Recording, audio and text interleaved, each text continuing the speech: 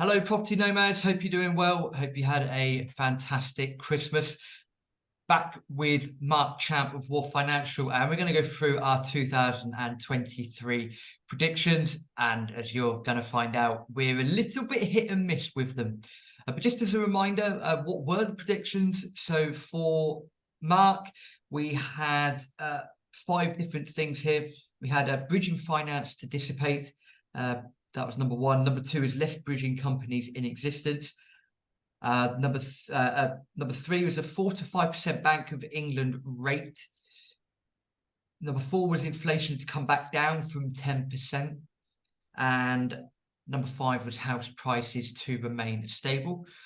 And for myself, I said that there would be 10% inflation throughout 2023. There will be a housing correction of some sort, at least a 10% decrease in house prices. Bank of England to raise rates to 5%.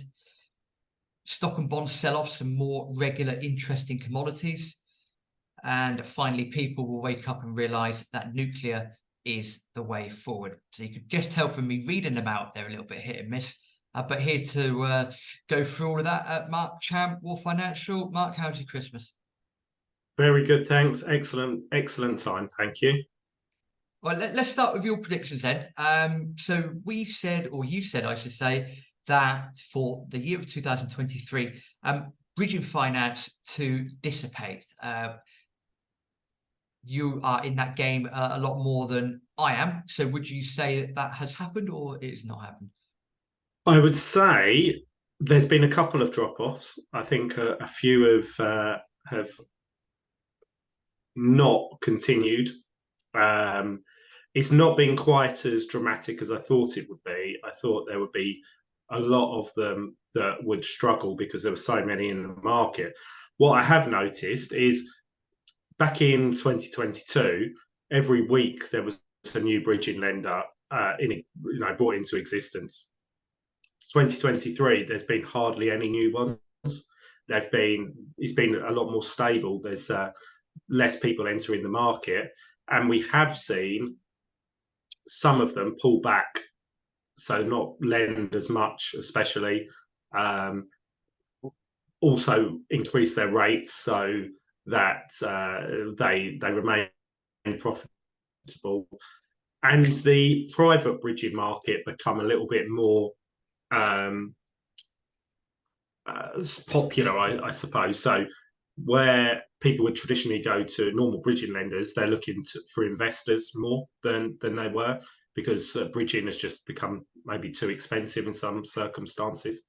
So it hasn't dissipated, but it hasn't grown, and it's maybe diluted slightly, I would say. But I do think, I don't want to do predictions now for 2024, but I do think it is going to happen. And also, another thing to mention, some of the brokerages are struggling. Especially the larger ones where they've got a lot of salaried people. There's office space with no bums on seats now. And we know of one of the large ones that's no longer with us. It is tougher. It is tougher for brokers and bridges. I have a feeling that might be on your prediction for 2024. What would do? I've just thought of doing a little point system so we can see who wins. So is it fair to say, let's put for bridging funding to dissipate, let's put half a point. Half a mark, that's fair. That's fair. That sounds generous. about right. Well, no, yeah, you're welcome. You are the guest after all. Number 2 was less bridging companies in existence. I think you've just sort of cottoned onto that as well, where I don't want to say that sounds like it's hit and miss, could be half a point there, but what are your thoughts? Yeah, less in existence. There are probably fewer, because some have gone, and we're not getting as many come into the market. So I would say again half a mark. It wasn't the drop off that I would have thought it would have been, but it's a lot harder for the bridges. It's a lot harder for them to make profit. If you think that they have to buy their money in mainly from whoever funds them, Shawbrook, JP Morgan, NatWest, whoever may fund the bridges, and then they've got to make a profit by shifting that cost to the borrower.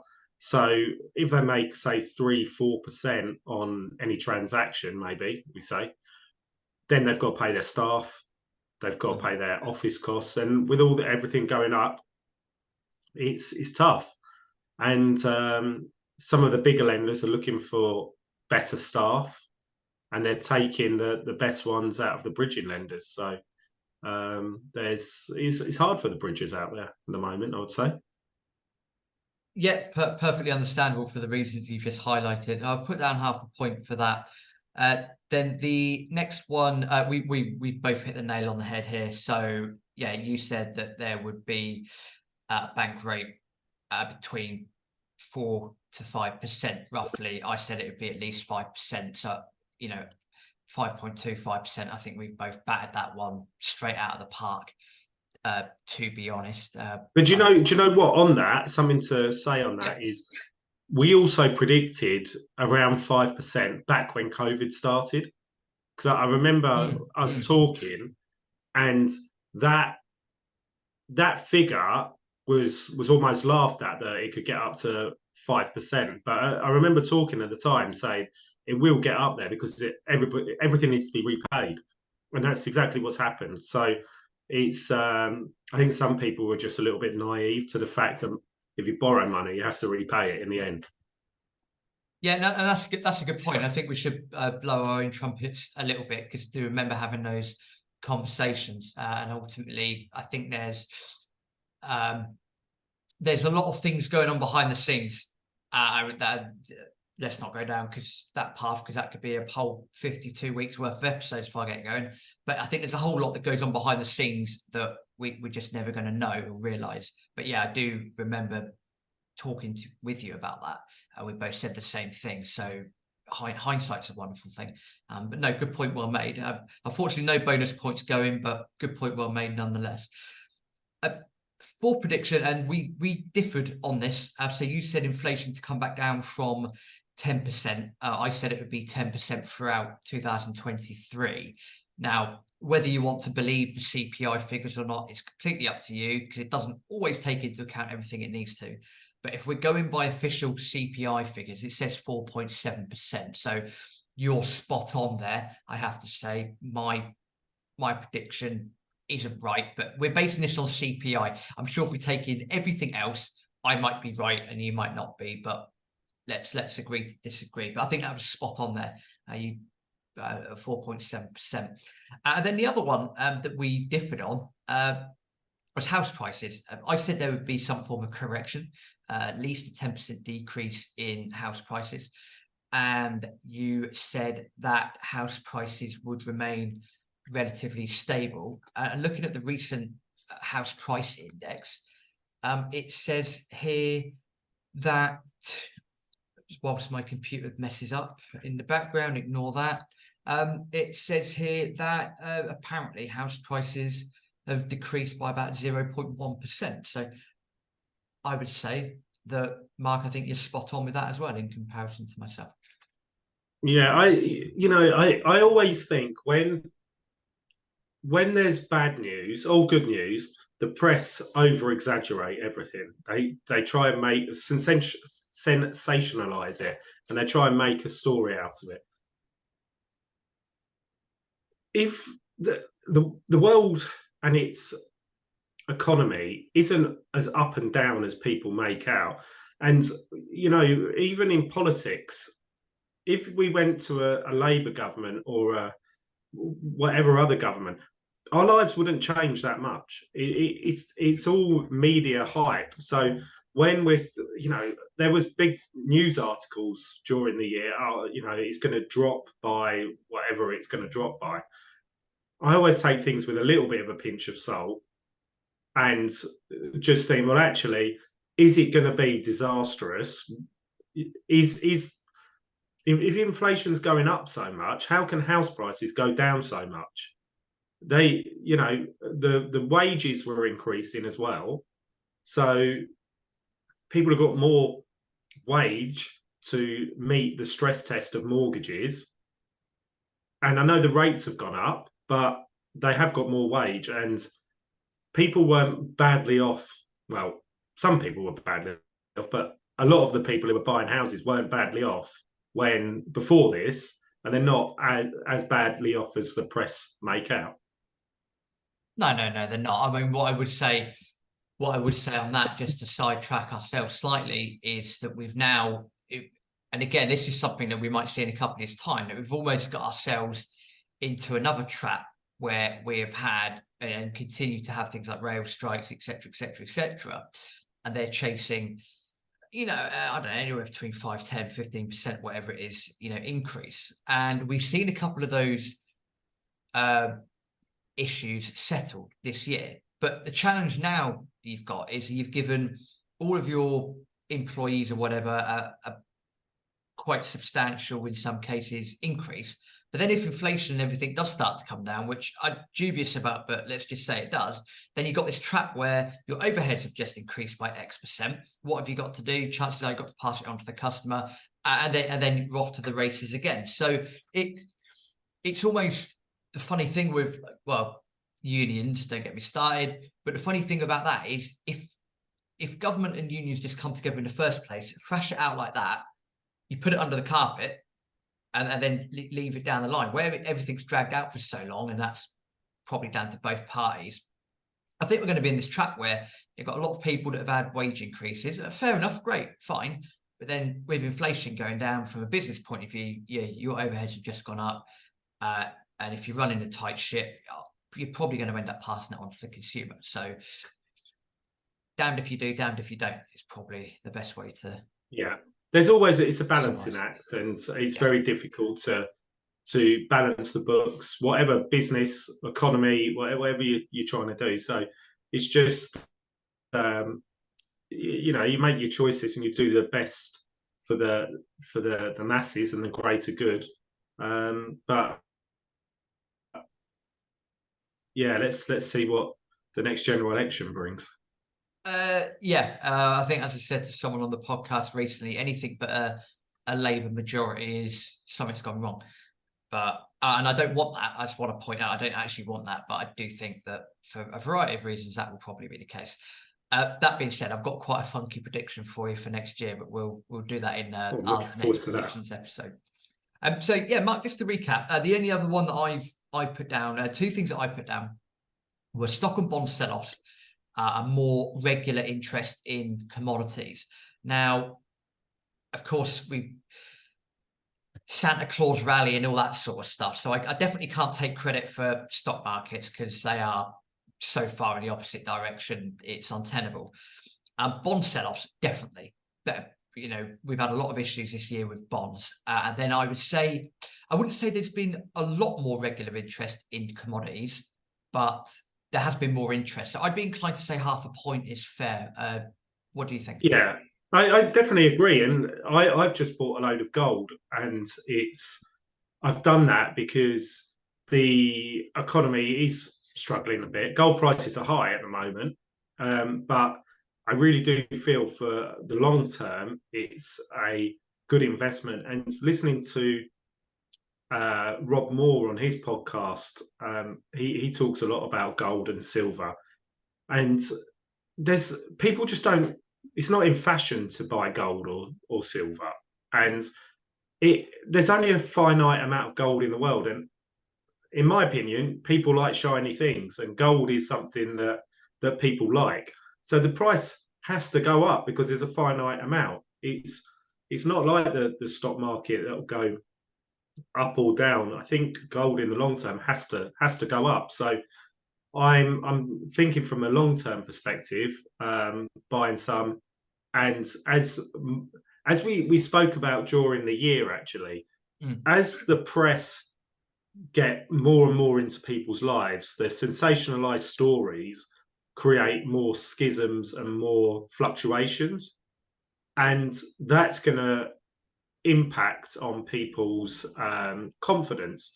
And when there's a low amount of confidence, people look to tangibles, commodities, etc. And gold is something that I think people will look more to. So I like that prediction. and I put my money where my mouth is, and I followed your theory up. No, that's good. And I will caveat that and always say, obviously, I'm not an IFA. You know, whenever we do talk about metals, we're not making a recommendation that you go and do it, but we always will say, do your homework. It's probably prudent to have an allocation somewhere, as long as it's physical. Don't go and buy the ETFs.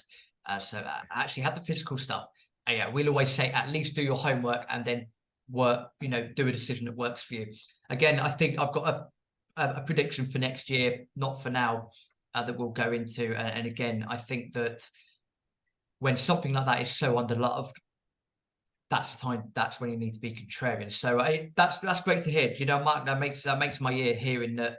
You know, the content we're putting out. Someone, in this case yourself, you've said, okay, let's look at that, and you've taken action. That, do you know what? That actually makes me feel great, because it proves that what we're doing is helping. Because I'm fully convinced 100% that that's the way to be.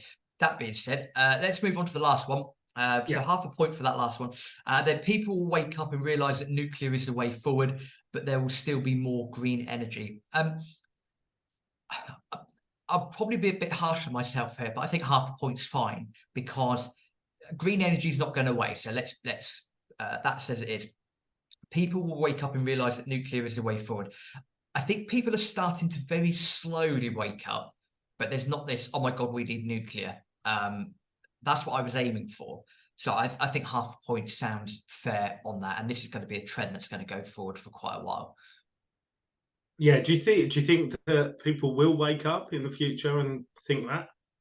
Not if mass media have anything to do with it. No, absolutely not. I read an article in Money Week a while ago, and they were saying that the damage that nuclear has done politically, it was done by Blair's government in the late 90s by a bunch of nuclear deals that did or didn't happen, that should and shouldn't have happened. And now, like most things, we're paying for it now, where we've got the government of, I think they've kicked the Chinese out of doing Sizewell over in Suffolk. And they're looking at the, as they put it in the Mirror, the Manchester City owners for the UAE, looking to help fund that. But ultimately, you always need baseload energy. And if we want to try and not get rid of, but if you want to try and replace oil, gas, coal for whatever reason that they want to come up with, you need a baseload energy. The next cleanest and best baseload energy is nuclear. And then you can have your solar and whatnot sort of work in tandem with that. But you can never have solar and wind as a baseload energy. You need proper baseload energy. And nuclear is the greenest and cleanest. When it goes wrong, yes. But, you know, you're looking at Fukushima from an earthquake, and then you're looking at Chernobyl. And I wasn't even born then, but I wouldn't trust anything that came out of the USSR anyway. So, yeah, me from ranting, I would say that maybe people have slowly woken up. People should probably wake up. But again, I think, as you alluded to earlier on, you've got all this political haranguing, mass media and propaganda and all that sort of stuff. I honestly don't know whether people will, but it is the answer if you want to be, you know, greener and cleaner. Yeah. Okay. Well, yeah, definitely half a point for you there. Um, I have another question for you, and Yep. you have to answer honestly. Yep. Rewind yourself back to January 23. Yep. Where did you predict your favourite team, Liverpool, to be in December, January 23, 24? And were you right? Oh wow. Do you know what? I'll be coy. I honestly don't remember what I said in January about Liverpool. I mean, if I look at Liverpool, at the time we're recording this, if you'd have said to me we would be well and truly up there at Christmas, I probably wouldn't have believed you, to be honest. And at the same time, my other team, Reading, I probably would have said they'd be languishing at the bottom of League One, but that's a different story. But no, I think, Mark, that Klopp's done well, and I think the way we've started the season and whatnot, I appreciate we're almost halfway through, but you know, to be in and around the top as we as we are, I would not have said that. What are your thoughts on obviously being a Liverpool fan? What about you? Yeah, I'm just trying to think back. If you look at the team January 23, it's almost unrecognisable from where it is now. Mm, It's crazily different, and the speed in which it's regenerated has been amazing. It's just how has that happened? And we haven't gone out and spent massive amounts of money either. It's been sensible money for relatively young players. A couple of little stop gaps in there, mhm. but with relatively young players, and I think he's done great. And the thing is, I think I can't even remember where we were. Jan 23. We were probably top half, middle of the table. We weren't certainly at the top end of the Mm. table back in Jan 23, but we were nowhere near winning it, and we dropped off slightly, if I remember rightly. But to see where we're at, and also looking at our bench looks strong. Every time we have injuries, there's somebody else to come in, and Mhm. everybody's done really well. So um, I would have thought would be further behind now. I thought this year would have been more like Manchester United season, which is poor, as we know, and we like saying that. Um, and I thought we'd be more like them. I thought we'd be their sort, sixth, seventh, sliding down the table, which yeah is where I thought we'll be. I thought we would have had good sparks with some of the entertaining players, but no, he's done a cracking job to bring them all together and consolidate into a team that's arguably in the top three, probably in the league now. Yeah, I think we'll probably end up there. I'd still argue City. I know their form's not been great recently, but De Bruyne has got to come back, and you know what they're like in the second half of the season. Um, what I think we should do. Let's just recap quickly these predictions. What I would say for next year's predictions is, a lot of these are macroeconomic property, and of course, there's got to be a property prediction in there or whatever. But what I do think we should do is let's mix up the predictions a little bit next year. So maybe let's actually do one on, for example, football and something like that, and then that way we can have a bit of fun with it, basically at the same time. Yeah, But yeah, just to recap, so we've said for yourself, Mark, bridging finance to dissipate, half point. Less bridging companies in existence, half point. Bank of England rate 4 to 5%, full point because that got smashed. Inflation to come back down from 10%, yeah, 1 point. House prices to remain stable, pretty much spot on. So that's a point. So we've got 4 points in total for you. Congratulations. And then for myself, not as good. 10% inflation throughout 2023, 0. That's not correct. Housing correction of some sort, 10% decreases in prices, no. Bank of England to raise rates to at least 5%, yes. Stock and bond sell-offs and more regular interest in commodities, half point. People wake up and realise that nuclear is the way forward, but there will still be more green energy, half a point. So I can say congratulations, Mark, by a total of a whopping 4 points to 2 points. You are the first ever Property Nomads annual predictions champion. excellent. Do you know what? We Uh, should get some more people on doing the predictions. We should have a league table and then reveal it at the end of next year. I think we should. I'll get Aaron to certainly take part. If you've got anyone that Yeah, let's get a few people. I'll think of setting uh, maybe just having 5 or 6 predictions, and maybe they could be as yeah. generic as they Do you need know to what? be. I We can can do I that. could send it round some of the lenders and get them to predict. Yeah, that would be absolutely fantastic. I think that's a great idea. Let's do that for next year. As I said, what I'll do certainly for your predictions and my predictions, we can make them a little bit. We can have a little bit of fun with them next year. So maybe, for example, let's do one on sport, or who's going to win the chat, or who's going to win the Euro, or whatever, and then keep some of the meat on the bones, so to speak. But no, Mark, thank you very much. Let's say, hopefully, you had a great Christmas. Happy New Year, slightly early New Year. And to yourself, listener, as well. Hopefully you had a great Christmas and you will have a great new year. We'll be back in a couple of weeks with some 2024 predictions. Hopefully there'll be some more people involved as well. Thank you to Mark. But we just want to say, as usual, couple of things. Please do go check out Wharf Financial. Please do go speak to Mark and the team as well. We've started to do a lot more work with Mark over the last 18 months, and hands down, I can say the customer service and the approach is delightful. So please do go and speak to Mark. Also, for listening to the podcast, please tell as many people as you can about Property Nomads. Please subscribe to the podcast as well. Also head over to our YouTube channel. We do a lot of different content over on the YouTube channel as well, and we've seen numbers take off recently. And again, that's all thanks to you, from number one, subscribing, and number two, telling everyone else about Property Nomads. So on behalf of myself and Mark, everyone at Property Nomads, everyone at Wharf Financial, happy Christmas, happy New Year, and we will see you in a couple of weeks. Excellent. Thank you, everybody.